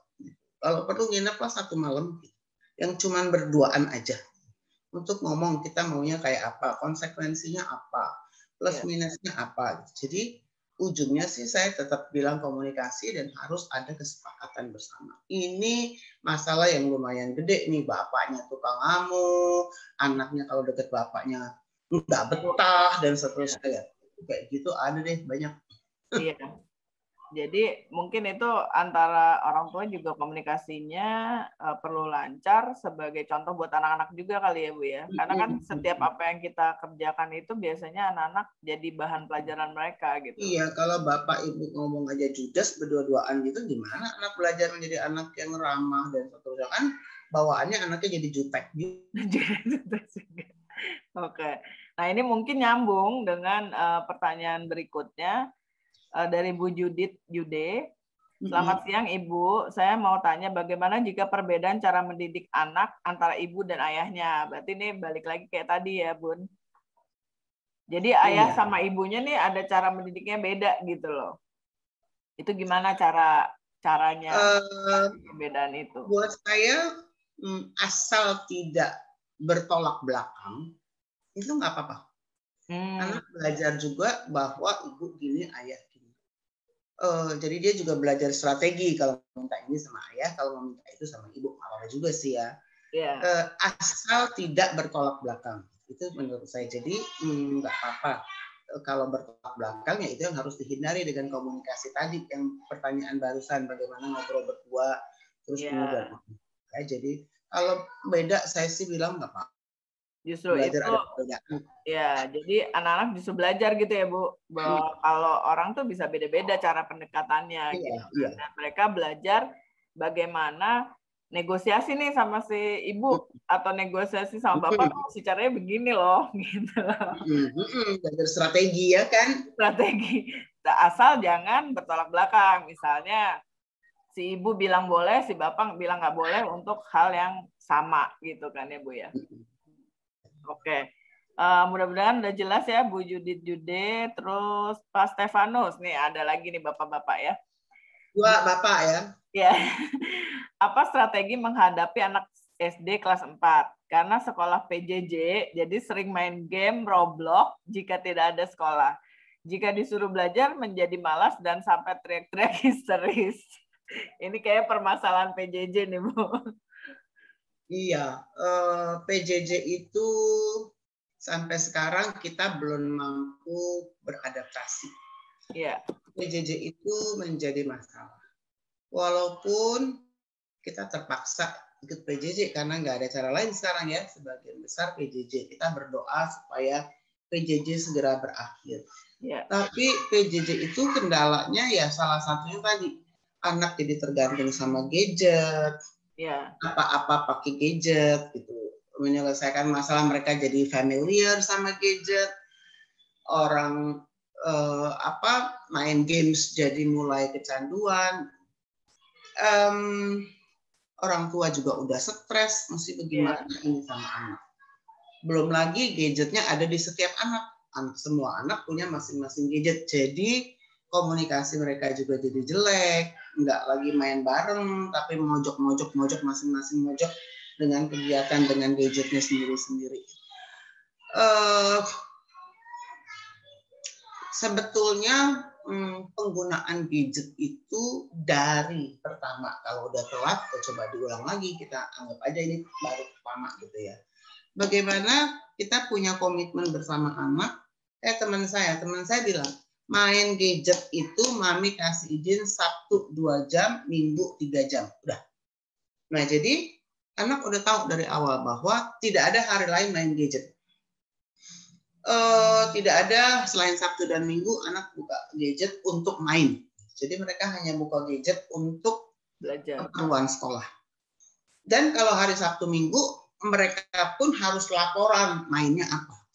Jadi nggak main sembarangan karena sekarang ini kan banyak pop-up yang isinya enggak gitu. Jadi kita mesti hati-hati juga, orang tua membantu mendampingi secara bergantian. teman saya anaknya 3, jadi dia gantian lah, hari ini kakaknya, besok nomor 2, besoknya nomor 3. Jadi mereka mainnya begitu. Jadi orang tuanya terus ikutan main gitu. Jadi ikutan seru, ikutan heboh. Tapi dia memutuskan 2 jam dan 3 jam hari Sabtu dan Minggu. Saya kira itu satu komitmen yang baik dari seorang tua dan betul-betul itu dijalankan. Atau kemarin dia cerita, hari ini gue pada ngapain nih Bun? Terus pada ngapain? Nonton Netflix, kata dia. Jadi dipilihin film yang bagus, terus nontonnya rame-rame di TV, kata dia. Wah, pada seneng lah gitu. Jadi itu strategi yang cukup bagus untuk kita ada waktu bersama anak-anak, bersama-sama buka gadgetnya gitu. Jadi menurut saya itu salah satu ide yang kita bisa terapkan. Memang harus dari awal. Kalau udah telat, usahanya harus lebih keras, tapi bukan berarti nggak bisa. Jadi tetap bisa, usaha kita lebih keras. Pasti kan karena biasanya anak nanti nanya, loh mau kemarin-kemarin boleh, sekarang nggak boleh. Nah itu kan mesti kasih alasan tuh Bun, biasanya Bun. Dijelaskan, iya. Oke, mungkin dijelaskan efeknya tuh begini gitu kali ya Bun ya. Nah dan jangan juga dianggap anak itu nggak ngerti. Biasanya mereka juga ngerti kok kalau dikasih alasan. Iya, benar. Mereka itu cukup rasional gitu ya Bun. Bisa diajak mikir. Iya, bisa diajak mikir. Dan atau kalau belum bisa diajak mikir ya kita ajak dia mikir. Kasih contoh-contoh, terus tanya dia plus minusnya apa dan seterusnya. Iya, oke. Udah nggak zaman ya Bun ya, sekarang ngasih aturan tanpa alasan ya. Iya, nggak laku. Pokoknya nggak bisa tuh. Pokoknya mesti begini, nggak bisa. Apa sih pokoknya gitu, dia nggak mau lah dikasih pokoknya. Oke, ini dari Bu Dini. Sehubungan dengan PJJ, bagaimana tips mengatasi stres anak maupun orang tua karena bosan dengan tugas daring? Jadi ini anak sama orang tuanya barengan stres karena bosan sama tugas secara internet gitu. Itu banyak ya sekarang ini keluhannya salah duanya, tadi kan salah satu, salah duanya adalah aduh bosen, capek. Kalau saya, ini kan saya agak ekstrim gitu ya. Kalau saya sih ya udah, nggak usah dikerjain dulu. Kita hang out aja dulu berduaan. Gitu. Jadi kasih dia waktu untuk sama-sama enak, sama-sama bosen. Udah kita beberapa hari deh lepas, kita bebaskan diri kita. Nanti tapi jangan lupa ya kita nggak boleh lama-lama, nanti kita balik lagi. Karena ini kan hal yang harus kita kerjakan. Jadi buat saya sih nggak apa-apa, biarin aja dulu. Iya. Dan kita bilang aja, ibu juga stres nih, yuk kita refreshing dulu yuk. Ngopi. Nah, apa ini kita gitu kan? Ya. Iya. Mungkin itu malah jadi alasan buat kita untuk punya waktu sama anak juga ya Bun ya, selain mereka main gadget. Berdua ya. Ya, misalnya ajak apa kita bikin masakan ini ya, atau kita beresin ini ya, kan ini udah lama nggak diberesin misalnya. Oke. Iya, camping juga boleh, camping. Nah, camping depan rumah gitu ya Bun. Iya, pasang aja di halaman tuh tenda, seru-seruan. Iya, oke. Dan biar anak juga belajar ya Bun ya, kalau stres itu ya hal yang wajar dan bagaimana kita mengatasi stres itu. Dan nggak apa-apa gitu. Iya. Mengatasi itu nggak apa-apa dengan jangan sampai kita kayak udah stres terus dipaksa kiri kanan. Ya. Jadi sebenarnya sih PJJ ini banyak hal yang dapat jadi pelajaran ya Bun ya. Maksudnya nggak hanya apa ya? Bisa positif. Iya. Oke. Ini ada masih jadi banyak nih Bun gara-gara dikasih hadiah nih kayaknya. Ada Pak Michael, kalau anak sudah diberi tanggung jawab tapi tidak mau melakukan, apa yang harus saya lakukan? Mengingat anak saya sudah usia 20 tahun, Bun. Anaknya udah usia 20 tahun. Tanggung jawab nggak mau dikerjain. Apa yang harus saya lakukan? Tanggung jawab 20 tahun. Dekat nggak hubungan? Dekatnya sama bapak atau sama ibu? Jadi kalau anaknya dekat sama ibu, ibunya punya me time lah berdua anak. Kalau dekatnya sama bapak, anaknya punya me time sama bapak. Me time itu berdua-duaan yang tadi saya bilang. tanggung jawab itu seumur hidup gitu kan. Ya. Anak yang bertanggung jawab itu anak yang punya karakter yang dia bawa seumur hidup. Ya. Dia boleh umur 20 tahun, tapi kemungkinan besar ada proses yang salah dari dia lahir sampai 20 tahun, sehingga dia menjadi anak yang tidak bertanggung jawab. Nah, itu nggak bilang bahwa kita bersedu-sedan ngomong sama anak bahwa papa salah dan sebagainya, enggak. Tapi kita bisa sampaikan bahwa as a parents, ada hal yang tidak benar yang saya lakukan. Contoh, akibatnya adalah begini. Nah, ini menurut papa atau menurut mama, dari kecil kamu tuh tidak dilatih, kebanyakan dikerjain sama orang tua. Kebanyakan orang tua minta hasil akhirnya bagus. Kebanyakan orang tua menyelesaikan masalahnya sendiri, gitu. Anak tinggal terima beres. Nah, itu hal-hal yang tidak bagus, yang efeknya tuh sekarang. Sampai umur 20, masih banyak hal yang kita mesti bebenah. Jadi, selain papa minta maaf atau papa minta maaf, ngajak kamu, yuk barengan yuk kita benahin gitu hal yang tidak beres ini. Mungkin diajak ngobrol me time itu oke kali ya. Iya, dan mungkin juga dikasih tahu ini kalau kayak begini efeknya bukan hanya ke konsekuensinya. Ya, misalnya kan usia 20 tahun mungkin masih kuliah ya. Jadi mungkin dikasih tahu ya Bun ya. Nanti kalau kamu kerja kamu begini belum tentu ada yang menyelesaikan masalahnya. Kamu harus bertanggung jawab sendiri, gitu kan? Ya, oke. Lanjutnya, bagaimana caranya? Ini dari Bu Kristianingsih, Bu. Bagaimana caranya menerapkan prioritas kepada anak? Boleh dijelaskan? Prioritas itu sama seperti kita nyusun jadwal. Jadi prioritas menurut kita belum tentu sama dengan prioritas menurut anak, gitu kan? Jadi balik lagi kita sama-sama duduk menentukan skala prioritas. Menurut dia apa, menurut kita apa, kita cari titik tengah. Itu skala prioritas yang kita bisa terapkan di rumah, sehingga anak-anak punya kesempatan untuk menyampaikan apa yang dia butuh secara prioritas. Orang tua juga bisa mengemukakan apa yang menurut orang tua itu skala prioritas. Jadi sama kayak tadi disiplin ngatur waktu, manajemen waktu, itu juga harus disampaikan bersama-sama supaya skala prioritas itu disepakati bersama. Kalau disepakati bersama itu jadi enak, gitu ya. Jadi tanggung jawabnya sama-sama. Ya. Dan ada ngobrol gitu kan, jadi kita bisa tahu kenapa sih ya kenapa buat anak ini jadi prioritas, kenapa orang tua ini prioritas, jadi ngobrolnya di situ gitu ya. Pokoknya kalau sama anak sekarang nggak usah ada apanya ya Bu ya, apa adanya. Benar, segala-galanya harus apa adanya. Apa adanya gitu, dan mereka cukup punya apa ya, pemikirannya cukup dewasa sih ya. Ya, nah, anak-anak ini sekarang lebih matang. Iya, ada lagi dari Pak Herman. Selamat siang Bu, bagaimana? Saya minta saran bagaimana mengarahkan supaya anak berani berkata jujur alias nggak bohong. Menurut saya yang pertama adalah kita menerima nggak anak dengan kesalahannya, anak dengan kegagalannya, anak dengan nggak mencapai apa yang dia harus capai, anak diterima nggak sama kita? Kalau dia diterima, mestinya dia jujur. Dan kita selalu contohkan. Jadi nggak ada tuh di saya bilang saya ada, bilang sama orang di depan bilang nggak ada, itu nggak ada. Iya. Jadi kita berusaha untuk jujur juga, sekecil apapun. Iya benar. Kamu udah sampai mana? Oh masih di Taman Anggrek. Padahal masih di Selipi misalnya. Itu kan hal kecil tapi bohong gitu. Jadi kita belajar menerapkan ke anak. Kalau kita menerima segala konsekuensi yang dia lakukan, kesalahan kayak nggak mencapai hasil, kita terima dan dia berhak untuk menjelaskan kenapanya, menurut saya itu diawali dari situ.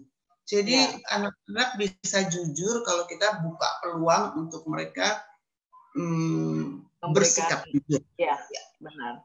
Jadi jangan sampai dia udah jujur terus kita bilang kamu bohong gitu kan. Iya itu kasihan. Iya, mendingan bohong kalau gitu berarti. Iya, lama-lama dia nggak percaya juga, gue bohong aja deh. Iya, terus dan mungkin kebiasaan kecilnya juga misalnya bangunin ya Bu ya. Misalnya udah jam 7 nih, tapi sebenarnya masih jam 6. Nah, itu kan juga bohong tuh. Iya. Hal-hal kecil kan sebenarnya, Iya. tapi itu nggak baik gitu. Oke. Nah, lanjutnya bagaimana cara mendisiplinkan atau mengajarkan kebiasaan baik kepada anak dengan bijak dan usia berapa sebaiknya diajarkan? Ini dari Bu Ratna. Pertanyaannya sama yang tadi ya. Disiplin itu menurut saya dari kecil. Banget bahwa dari bayi. Contoh teman saya. Dia bilang, ini sih karena gue males, Bun. Gitu. Jadi jam 6 pagi, dia pasti buka celana anaknya, terus suruh dia Terus dia lakukan sampai sekarang, tidak pernah jam 6 pagi tidak gitu. Jadi itu hal yang dia latih sejak kecil banget. Dari bayi dia bilang. Jadi karena saya males, kata dia, gue males lah Bun, masa jam 7 jam 11 enggak lah. Enggak teratur. Waktunya gitu, teratur. Itu yang dia lakukan. Jadi sedapat mungkin dari Jangan kita bilang, aduh masa masih bayi udah diajarin toilet training sih. So emang kalau bayi kenapa gitu? Bayi bisa diajarin kok. Dan ternyata dapat kok ya Bu. Dapat. Oke. Nah terus, ini berkaitan lagi nih dari Mbak Siska Natania. Gimana kalau cara mendisiplinkan anak yang sudah terlanjur terbiasa dibantu kerja sekolahnya? Karena susah sekali kalau nggak didampingi, nggak mau kerjakan PR sekolah. Jadi ini udah terlanjur nih Bu, dibantu. Ya, kayak tadi itu ya pertanyaannya ya udah terlanjur. Jadi saya sih cukup apa ya? Kalau dia nggak mau kerjain, terus dia mengharapkan bantuan daripada dia seterusnya akan jadi begitu, saya nggak bantuin dan konsekuensi dia terima. Nah itu tega berarti. Lumayan keras. Tega. Ya. Artinya ya nggak apa-apa, tapi kamu terima konsekuensi. Ya. Kalau kamu nggak mau ngerjain nanti nilainya jelek, so what? Mama bisa bilang apa? Nggak bisa bilang apa-apa dong. Itu kan hasil kerja kamu. Dan kemarin itu salah. Sekarang harus dibetulin. Nah, betulnya adalah tidak membantu kamu. Jadi minta maaf banget. Kalau kemarin udah salah, sekarang nggak mau salah lagi. Iya. Dijelaskan ke anak. Kalau enggak, dia akan tergantung terus dan repot. Ya, apalagi udah makin gede kan. Dan kuncinya jujur aja, Ibu waktu kemarin salah gitu. Jadi sekarang Ibu mau membuat menjadi betulkan. Iya. Oke. Ini pertanyaannya hampir sama juga nih, Widya Nestim. Idealnya usia berapa anak mulai dikasih tanggung jawab? Anak saya usia 4 dan 7 tahun, sangat susah untuk menjelaskan kepada anak. Ya, umur berapa tadi? 7 dan 4? Ya, 7 dan 4 tahun. Sangat susah untuk menjelaskan kepada anak.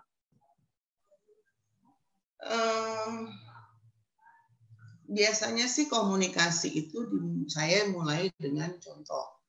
Saya ngerti dulu nih bahasa cintanya dia apa. Anak ini senangnya dengan sentuhan. Anak ini senangnya dengan omongan. Saya juga pelajari yang tadi Ibu Olivia sempat bilang tentang fingerprint. Jadi saya juga belajar bahasanya dia ini apa. Misalnya dia anak yang auditory. Anak yang auditori itu mesti ngomong. Anaknya visual, mesti dikasih gambar, dijelasin dan sebagainya. Jadi kita belajar juga tuh berkomunikasi dengan bahasanya anak gitu ya. 4 dan 7 tahun itu masih sangat mudah. Jadi kalau ada komunikasi yang tidak bisa jalan antara orang tua dan anak, menurut saya orang tuanya kurang belajar. Iya. Nanti mungkin Mbak Widya bisa lihat video kita di Efek, itu di YouTube Efek ada yang bahasa otak. Nah itu membahas yang Bubun bilang tadi. Bahasa anak itu beda-beda, ada audio, visual, gitu, kinestetis. Nah itu lebih heboh lagi tuh kalau kinestetis. Gede-bag. Jadi disesuaikan ya Mbak Widya cara berkomunikasinya dengan cara belajar anak gitu ya, Bun. Iya, betul. Oke. Yang selanjutnya Mbak Trisha, untuk jadi teman anak sekarang kok susah Bu ya? Coba masuk kesukaan main gamesnya aja, Jadi PR buat saya tidak suka games, karena sejak anak belajar online sepertinya peningkatan terbanyak penggunaan gadget dan bermain games. Bagaimana cara menguranginya? Tadi saya kasih contoh si teman saya yang punya anak 3, bahwa dia nonton main games itu hanya boleh Sabtu dan Minggu. Menurut saya kesepakatan itu bisa dilakukan. Mungkin tahap awalnya kita agak keras ya. Tadi kalau keras. Jadi ya kita terapkan dan ada kalanya peraturan tadi. Jadi ini harus gitu ya. Harus dijalankan. Ya. Oke. Nah, terus ada ini Pak Tony, mungkin kalau nanti saya kurang jelas Pak Tony bisa unmute ya. Ini dia bertanya, saat umur berapa anak-anak cocok diajar meditasi? Kalau berdoa kan udah dari kecil diajarkan di sekolah. Dan ibu anak putri yang kena bullying, nggak terlalu berat. Kertas ulangannya dibejek-bejek sama temannya sehingga tidak mau terlalu unjuk kemampuan, padahal mampu. Bagaimana? Jadi ada 2 pertanyaan, Bu. Kapan cocok belajar meditasi? Kedua, ada anak yang kena bullying, bagaimana menyembuhkannya, gitu supaya dia. Untuk meditasi, menurut saya kita bisa latihan dari kecil 3 tahun, 4 tahun. Latihan dalam arti perlahan-lahan, step by step, 1 menit, 1 menit setengah. Dia duduk diam. Ya. Begitu gerak-gerak, tunggu ya, belum selesai. Kita bisa pakai stopwatch, kita bisa pakai alat ukur waktu. Jadi kita nih ya, tuh lihat gerak 1, 2, 3, 4, 5, 6, 7, 8, 9, 10 sampai nanti di sebelah sininya 3 menit. Kamu umurnya 3, jadi kita diam 3 menit. Kalau dia udah mulai latihan untuk diam, untuk kan nanti kita mesti ngomong, kamu misalnya diam, terus apa? Kamu bilang terima kasih, punya papi, punya mami. Jadi diajarin step by step untuk dia duduk diam. Wah, untuk anak inisiatifnya akan sulit. Mau kitanya latihan tiap hari sama dia, mestinya bisa. Anak yang dibullying. Dibullying itu menyakitkan ya. Sampai dia kesel, bisa dicontoh. Mungkin bisa diselesaikan dengan datang ke gurunya, ngobrol sama gurunya, karena anak dibully ini emang bisa menimbulkan luka hati. Iya. Bayang nggak sih gitu, kertas ulangannya dibejek-bejek gitu kan, dia kesel banget. Jadi bisa ngobrol sama gurunya, bukan ngadu, tapi kita ngobrol bagaimana cara menyelesaikan ini. Dan si anaknya dijelasin juga bahwa dalam hidup ini ada orang macam-macam. Ada yang sukanya begini, ada yang sukanya begitu. Nah, kita belajar menerima, gitu ya. Belajar, saya ingat dulu saya bilang gini ke anak saya, kalau salah minta maaf. Ternyata kalimat saya salah. Ternyata kita harus bisa minta maaf, kalaupun kita nggak salah, gitu. Satu hari dia ngaku karena dia disuruh minta maaf, tapi salah. Dia nggak salah. Nah, jadi dia marah sama gurunya karena dia merasa nggak salah, kenapa dia harus minta maaf. Susah payah. Saya jelaskan bahwa ternyata saya yang salah ngajar. Harusnya bukan karena salah kita minta maaf, tapi ada hal-hal tertentu di mana untuk membuat suasana menjadi lebih baik, kita minta maaf dulu. Gitu. Kalau udah minta maaf, orang itu menjadi cair, kita bisa ngomong. Sebab kalau enggak, kita nggak bisa ngomong. Kita nggak bisa ngomong apa-apa gitu loh, orang dalam keadaan marah. Jadi kalau ada kita salah ngajar, ya saya nyampein ke dia, Bunda salah. Gitu. Waktu itu ngajarinnya begini. Jadi sebetulnya kita minta maaf tidak hanya karena kita salah, kita nggak salah pun untuk kedamaian dan sebagainya kita bisa minta maaf. Jadi soal bullying tadi juga sama. Jadi kita sampaikan ke anak, ada A, ada B, ada C. Dia mungkin emosi, dia mungkin sirik gitu kan, dia bikin ngiri lah gitu karena kamu begini. Jadi dimaafkan, diampuni. Terus diusahakan supaya dia tetap baik. Jadi nggak menyimpan amarah itu berhari-hari. Kalau perlu ngobrol sama gurunya. Iya. Oke. Oke. Terima kasih, Bun. Terus ada juga Bu Reshelia Citrayani. Bagaimana mengajarkan responsibility pada anak yang tidak menyukai mata pelajaran tertentu, tetapi kita mau dia bertanggung jawab dengan tugasnya. Ingat saya sekolah dulu ya, suka banget sama kimia. Diapain juga nggak suka. Aduh, apalagi kimia organik. Aduh, udah nggak suka. Itu ya panas ini, gambar sini, aduh saya nggak suka. Kalau ingat-ingat itu, saya tetap bisa jadi orang tuh nggak bisa kimia gitu. Jadi kita nggak mesti bisa semua lah gitu ya. Ya asal kimia saya rumus naik berapa sih 5,3 misalnya atau 5,7. Ya udah saya mepet 5,8 gitu ya. Jadi kalau saya nggak suka, ya saya nggak suka. Bisa karena nggak suka pelajarannya, bisa karena nggak suka gurunya gitu ya. Jadi sorry banget nih saya ibu-ibu yang kayak gitu. Jadi kalau nggak suka, ya udah yang penting kamu berjuang untuk bisa naik, nggak gagal cuma kimia gitu. Jadi saya ajarkan anak saya begitu. Jadi nggak apa-apa deh, tenang aja kan masih ada pelajaran lain. Sekarang tinggal caranya gimana supaya tetap naik gitu kan. Jadi dia nggak mendapatkan tekanan. Udah nggak suka, gurunya nggak suka, pelajarannya nggak suka, ibunya lagi ngotot lagi. Aduh, malah petaka buat anak. Double, semua double. Iya, triple. Iya, jadi ya memang apa kalau sekarang tuh istilahnya KKM, Bu. Jadi nilai minimum. Ya paling nggak nilai minimum aja gitu kan. Iya, udah cukup lah. Iya. Terus misalnya kalau rata-rata ada yang nggak suka matematika ya, Bu ya.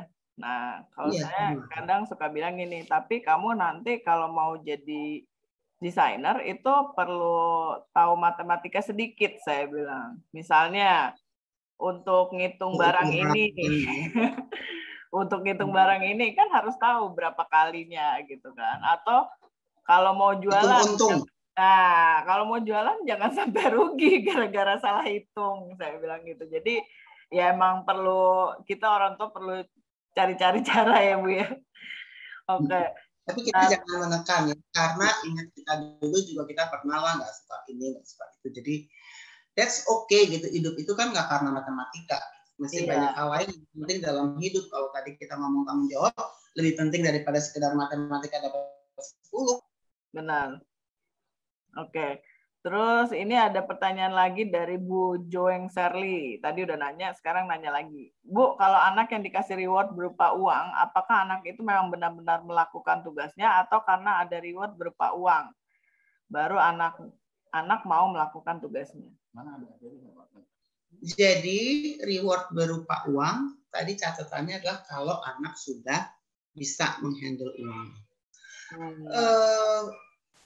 Kalau saya lihatnya nggak apa-apa juga kalau dia bekerja karena uang, gitu ya. Misalnya ya udah kamu kalau bisa ini di 100.000. Oh ya udah saya berjuanglah demi 100.000. Nggak apa-apa kata saya kan memang kita mau memberikan reward besar itu. Apakah nanti jadi jelek Bu? Anak cuma mau kerja kalau dapat uang? Enggak. Kan kita bisa kasih rewardnya bervariasi. Kali ini nggak pakai uang ya. Kali ini kita beli buku. Kali ini bukan uang ya, kali ini kita makan beramai-ramai. Jadi kita yang bikin variasi supaya tidak melulu duit. Jadi itu kita lakukan sih. Kita bikin variasi rewardnya. Cuma salah satunya bisa uang kalau dia udah memahami soal uang. Iya. Oke, kuncinya di situ ya Bun ya. Iya. Oke, satu lagi nih dari Bu Jenny. Kalau disuruh pilih satu, Bu Bun lebih pilih cara mendidik kue sera-sera terserah anaknya seperti yang psikolog Cassandra pernah bilang, ataukah seperti Adamko yang sangat tidak setuju dengan pendapat itu dan anak harus mempersiapkan diri sebaik-baiknya. Cassandra bilang pelawak tukul cuma dibiarkan begitu bisa jadi sukses. Nah, apa pendapat Bu Bun? Yang tadi saya sampaikan di materi saya yang nanti bisa minta kopinya, bagaimanapun juga harus balance. Ya, jangan terlalu. Dengan nurture juga harus balance. Apa saja sebaiknya seimbang. Kalau kisera-sera semua, dia juga nggak tahu mana yang benar, mana yang salah. Akhirnya tanggung jawab juga menjadi berkurang karena segala-galanya oke gitu kan. Jadi kita mesti jelaskan ke dia mana yang iya, mana yang enggak. Jadi buat saya tetap lebih penting keseimbangan. Benar. Terus karena kalau nanti dia semau-maunya ya nanti jadi egois. Nah, dia jadi orang egois juga gitu ya, Bun ya. Iya. Oke, terus ini yang terakhir nih, Bun. Bu Francisca. Bun, apa faktor yang dapat menyebabkan anak pada akhirnya bisa menjadi anak kinestetik, audio, visual, apakah sejak dari kandungan? Jadi anak saya itu emang genetik. Kalau saya pelajari sidik jari itu genetik. Jadi bawaan sejak lahir. Ya. Sidik jari itu tidak berubah dari lahir sampai meninggal. Itu bawaan dari sana. Kalau saya bilang bahasa romantisnya adalah surat cintanya Tuhan buat kita. Supaya kita bisa lebih mengerti yang dia titipkan itu seperti apa. Jadi kinestetik, auditori, atau visual itu udah bawaan dari sana. Ya. Oke. Ini ada pertanyaan lagi private nih, Bu. Kalau anak paling susah makan sendiri, gimana solusinya? Balik lagi 5S tadi ya. Kita mesti belajar sabar, makannya lama, makannya berantakan, makannya aja. Iya, udah gitu kita ajarin pelan-pelan gitu. Di sini banyak ya anak-anak yang kayak gitu, pelan-pelan akhirnya mereka bisa kok. Bisa makannya rapi, makannya habis, nggak kececeran gitu. Akhirnya bisa. Jadi 5S tadi ya. Bertahap. Berarti ini nyambung sama pertanyaan berikutnya nih ya, Bun. Jadi gimana caranya mendisiplinkan anak di usia saat ini 7 tahun tanpa harus marahi dia. Contoh, selama ini habis main nggak pernah dibereskan kembali. Balik lagi, ajak dia beresin bareng ya, Bun ya. Iya. Masih ada lagi? Udah. Akhirnya habis. Terima kasih. Total berapa orang? Nanti saya di WhatsApp totalnya berapa orang ya? Sip. Ya, terima kasih buat Bapak Ibu yang sudah bertanya. Nanti tolong untuk verifikasi hadiah, silakan chat say hi ke admin atas nama Mario di nomor telepon 0878 861 80801. Ya, nanti itu juga ada di WAG sementara. Nomornya Mario, chat hi gitu ya. Hai Mario gitu. Saya dapat hadiah nih. Oke, sebelum kita tutup saya mau share screen dulu sebentar. Jadi jangan lupa untuk teman-teman kasih feedback. Sekarang udah ada di WAG sementara feedbacknya. Tinggal diklik feedback efek 22 Mei 2021 karena feedback dari Anda sangat membantu acara kami selanjutnya. Bagi yang masih ingin bertanya, bisa email ke finedu.id@gmail.com, sertakan nama, hal yang ingin ditanyakan, dan tahu acara ini dari mana. Kemudian next event kita yaitu webinar efek 5 Juni. Linknya bisa ditemukan di WAG sementara. Tinggal diklik, nanti Anda akan dapat masuk langsung ke grup untuk acara selanjutnya. Jadi tanggal 5 Juni kita akan ngomongin tentang financial habit yang merupakan 8 seri rangkaian keuangan dari efek sejahtera finansial ala efek yang dimulai dari mindset, kemudian ada fondasi keuangan, kemudian Dr. Melda akan ngomongin tentang habit. Oke. Nah, efek bersama Sertrova mengadakan webinar gratis digital marketing in the next normal area karena normal era. Karena kalau kita lihat sekarang mau nggak mau kita udah mulai melakukan digital marketing, suka atau nggak suka, waktu itu akan datang gitu ya. Nah, selama 2 jam Anda akan belajar mengenai fondasi sukses sebuah bisnis, tujuan penting digital marketing, cara cepat membuat penawaran menarik calon customer, fondasi kunci menggunakan digital marketing, dan 7 langkah yang powerful beriklan melalui FB dan IG. Acara digital marketing ini nanti akan diinfokan di IG Finedu Indonesia, finedu.id, atau di Sahabat Finedu. Jadi kalau teman-teman mau tahu tentang informasinya, dapat bergabung di WAG Sahabat Finedu. Ini ada 2, ada WhatsApp group sama Telegram. Dapat juga dilihat di Instagram kami finedu.id atau di YouTube Finedu Indonesia. Oke, sebelum kita selesaikan, jadi kesimpulannya apa nih Bu Bun? Apa ya, orang tua adalah guru yang pertama dan utama, rumah adalah sekolah yang paling penting. Jadi apapun urusan anak itu tergantung pada orang tua. Kita mesti sepakat nih, suami istri, anak, sekeluarga mesti sepakat benar. Kita cari titik temu yang oke, lalu kita bahas bersama, kita putuskan, kita jalankan. Jadi apapun bentuknya, mau responsibility, mau apa juga deh, itu harus disepakati bersama. Jadi orang tua adalah guru yang pertama dan utama, rumah adalah sekolah yang paling penting. Oke. Terima kasih Bun atas waktunya hari ini, sudah rela berbagi bersama Efek. Semoga apa yang disaringkan hari ini bermanfaat ya Bun ya. Untuk terima kasih banyak saya dapat orang tua. Ya. Untuk teman-teman yang masih membutuhkan sertifikat, karena ada beberapa orang yang butuh sertifikat untuk pekerjaan, jadi nanti langsung aja daftar di linknya yang disiapin di WAG beserta bukti pembayarannya. Oke, sekian.